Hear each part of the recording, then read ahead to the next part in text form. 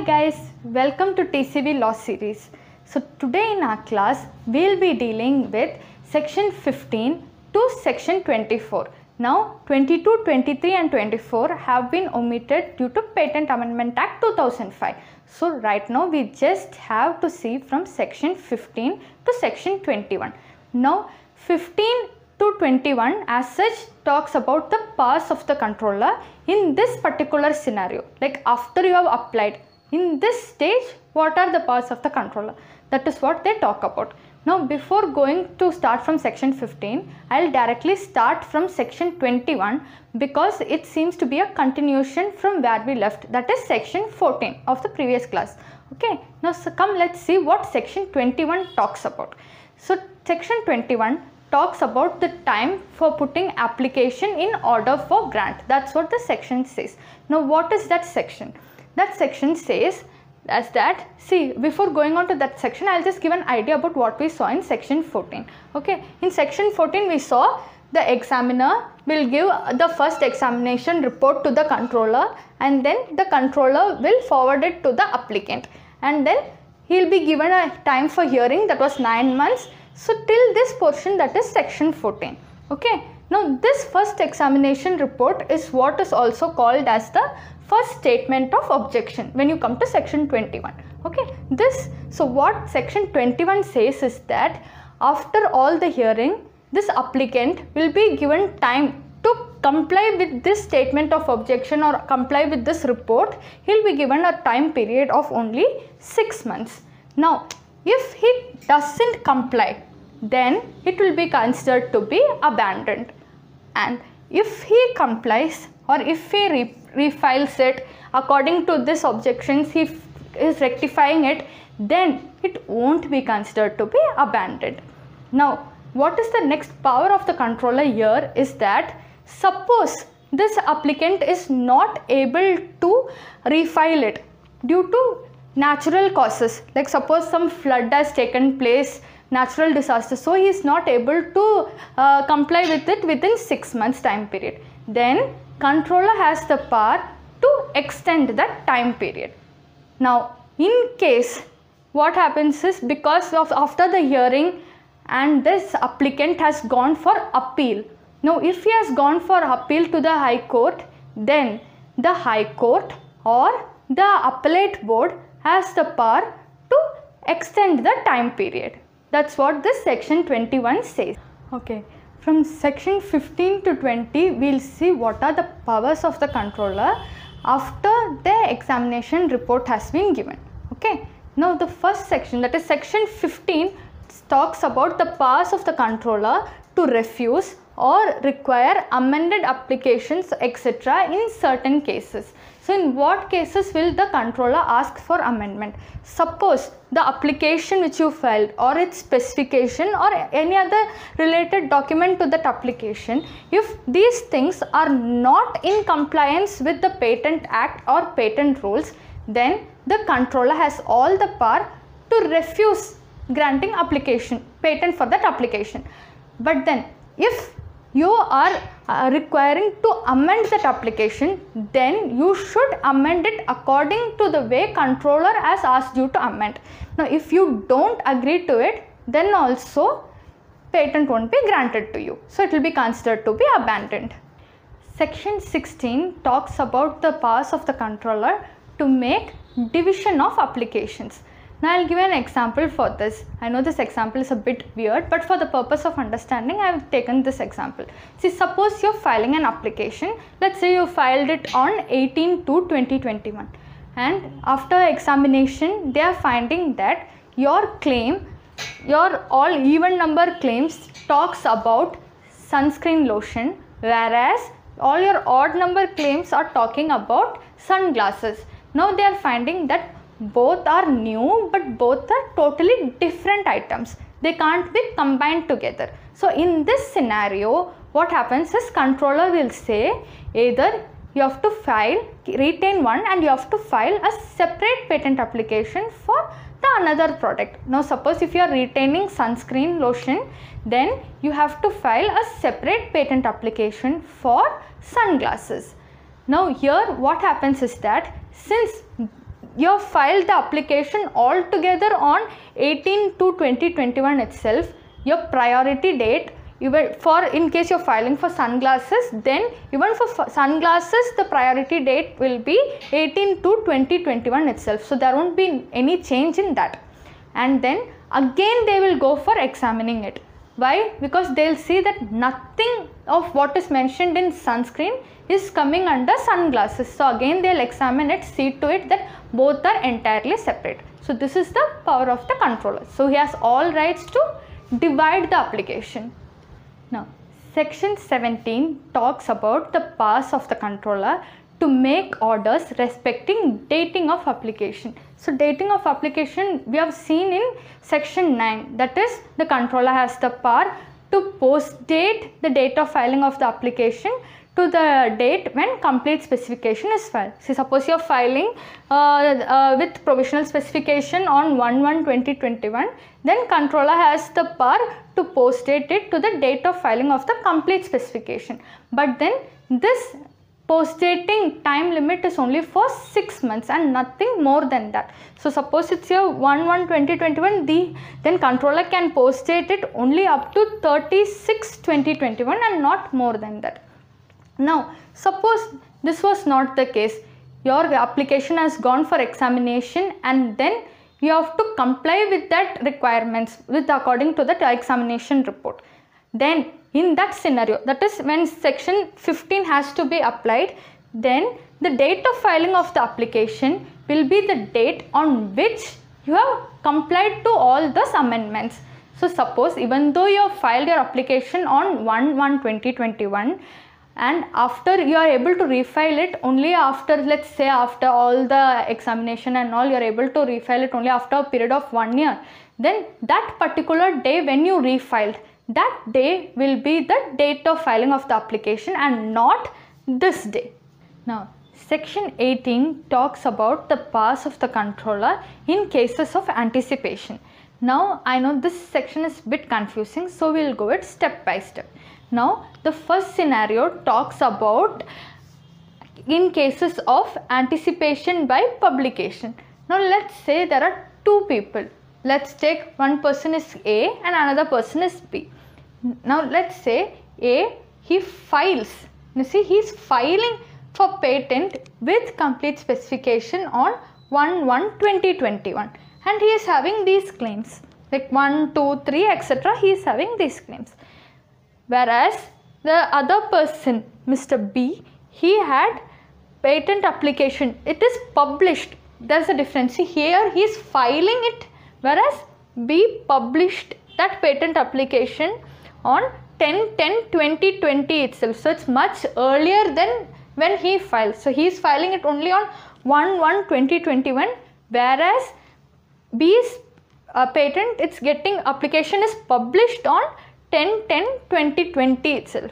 Now here what happens is, in both their things, both their claim, let's say claim 2, this A's claim 2 and B's claim 2 is the same thing. Both are same. In this scenario what happens is, controller will say that A has anticipated from B because his thing is already published on 10/10/2020 itself, right? So in that case they will say A that you have already anticipated, so you can't get patent for this. But then if A is agreeing to amend this claim, this particular claim, then he can proceed with the application. Now suppose if A had filed it on, let's say 1/1/2021 and on that very day itself, let's say on 1/1/2021 only this Mr. B's patent application is published. So the day he files, the day it is getting published. So here there won't be any anticipation. Why? Because A had no idea, it was not published, so he never knew the same kind of invention was about to exist, right? So here anticipation won't come into picture. He will be asked to proceed with that application. Now the second scenario is with regard to cases of priority. Now here we will see only with regard to 1970 Act and afterwards. Okay. Now suppose A is filing an application for a particular product, let's say XYZ, along with its complete specification on 1/1/2021. Whereas B, he had filed the patent for another product, let's say PQR, on 30/12/2020 along with complete specification. Now here what happens is B's claim 1 talks about XYZ, that is for which A is filing for patent.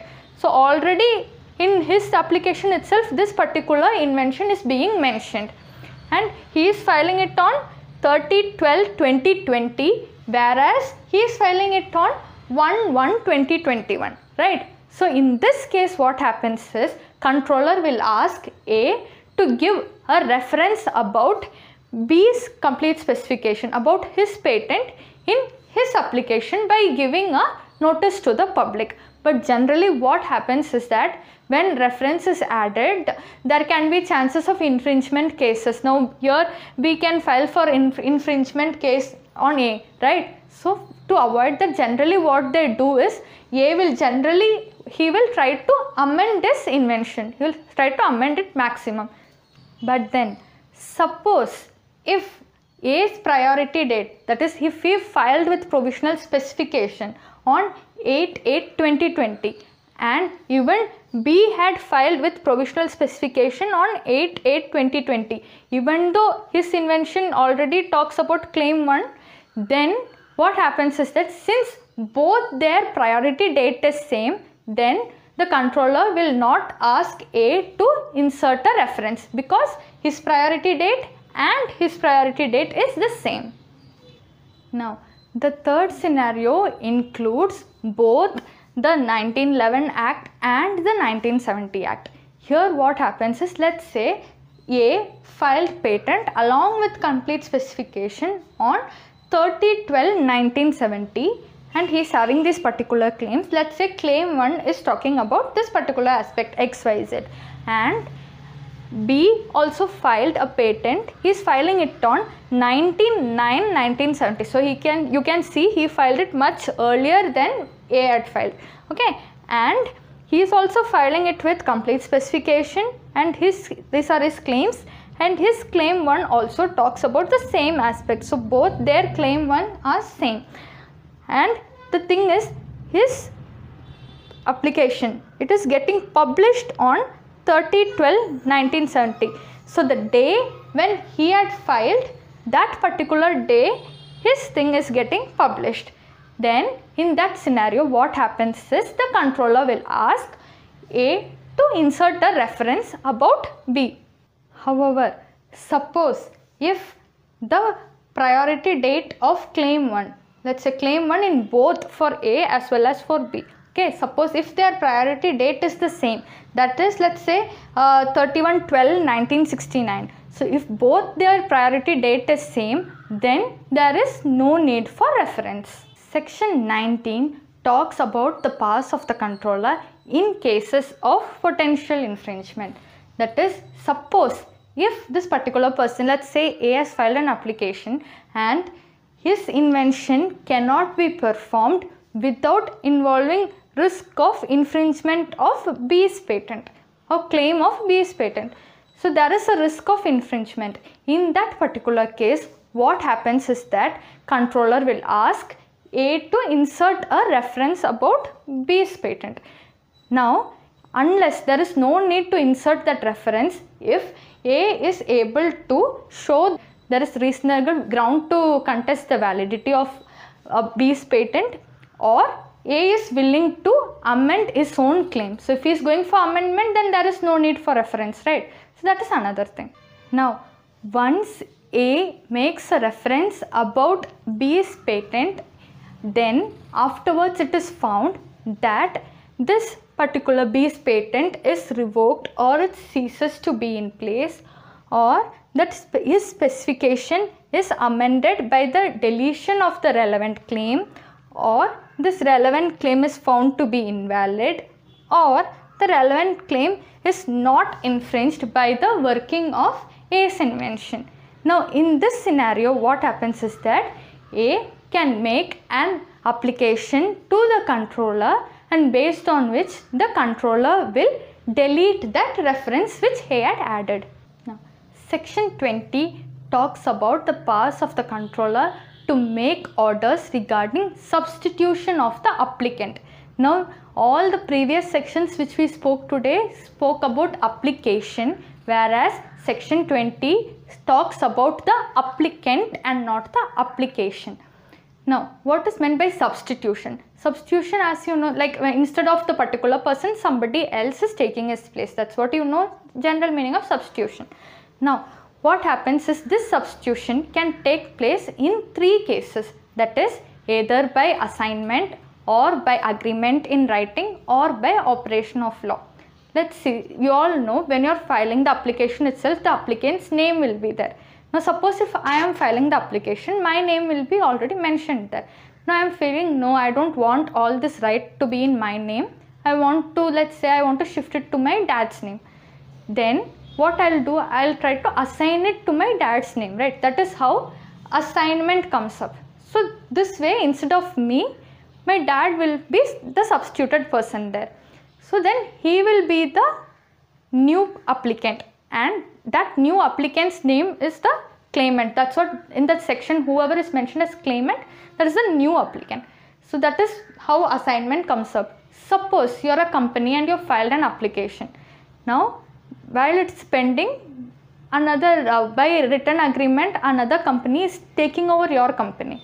Then the applicant name should be the new company and not your company, right? So, there by agreement in writing, a new applicant has to come up. Or let's say by operation of law. See, suppose 4 people, let's say A, B, C and D came up with a particular invention and their name is in the application. Now, another person, let's say E also is coming and saying that why you didn't include my name also, because I also helped in this particular invention, and they are not agreeing to it. So, E is filing case and E is winning the case also. Then also the applicant's name has to be changed, because previously only A, B, C and D were there. Now the applicant's name will include A, B, C, D and E. So, this is where substitution takes place. So, instead of the correct person or the original person who was there, somebody else is taking the position of the applicant. Now, after, in case either through assignment or through agreement in writing or by operation of law, whatever be it, if the controller is satisfied that this particular claimant can be substituted, then only then, in case the controller is satisfied, only then the substitution will take place. Otherwise, you yourself will have to remain as the applicant. Now, what the next clause says is that suppose it's a joint application. Let's say there are 3 applicants A, B and C. Now, A and B are having an agreement with D and they want D to be added as the new applicant or as the claimant here. Now, D can't be allowed to enter or be added as the new applicant unless A and B have the consent of C. Now, will the controller just like that allow somebody else to be substituted? No, right? So, the controller will ask the claimant to show the application number. So, when he is filing in form 6, any changes in patent application takes place by filing form 6, okay? So, in this form 6, the claimant has to mention the particular patents or the particular application number, and that is in case of assignment and agreement, he has to show the application number. Whereas, when it comes to operation of law, the claimant has to show the court order. Suppose there are 3 applicants, let's say A, B and C, and before the grant of patent, what happens is one applicant, let's say A, he passed away. Now there are only 2 applicants, B and C, or in other words, they are the surviving applicants. Now, if they want to proceed as only their 2 names to be named as the applicant, then they have to get the consent from the legal representative of A. Why is this needed? Because we all know from section 6 itself that the legal representative has all the right to be taking the place of the applicant. Now suppose if I did an patent application and if I passed away, then my legal representative has all right to take my place. That's why in this scenario, B and C have to get permission of A's legal representative. Now if they don't give the consent, like if the legal representative is not giving consent, then nothing can be done because A's legal representative will take that position. Now in case he is giving consent, then they should show the proper death certificate of A. Then they should also show that this particular person who gave consent is the authorized legal representative, and then they should also show whether A had made any will to see how this patent should proceed after his death. All those things should be shown, and based on that only the controller will decide whether it can proceed by taking only B and C as the applicant, or the legal representative of A, B and C should be the applicant. Now suppose there are 3 applicants A, B and C. Now B and C are having an agreement with D such that they want to bring D as the new applicant. But for this A is not agreeing to this new thing. So now there is a dispute between the existing applicants itself. That is, there is a dispute between A, B and C, right? In this scenario also, they can file Form 6 and then the controller will listen to this matter and then the controller will give his decision, that is whether D should come as a new applicant or not. Okay guys, so with this we come to the end of chapter 4 of the Indian Patent Act. Now next in the Bar Act we will be having chapter 4A, which talks about exclusive marketing rights. That is, it is having section 24A to 24F. Now this entire chapter itself has been omitted by the Patents Amendment Act 2005. So in our next class we will be dealing with chapter 5, which talks about opposition proceedings to the grant of patent.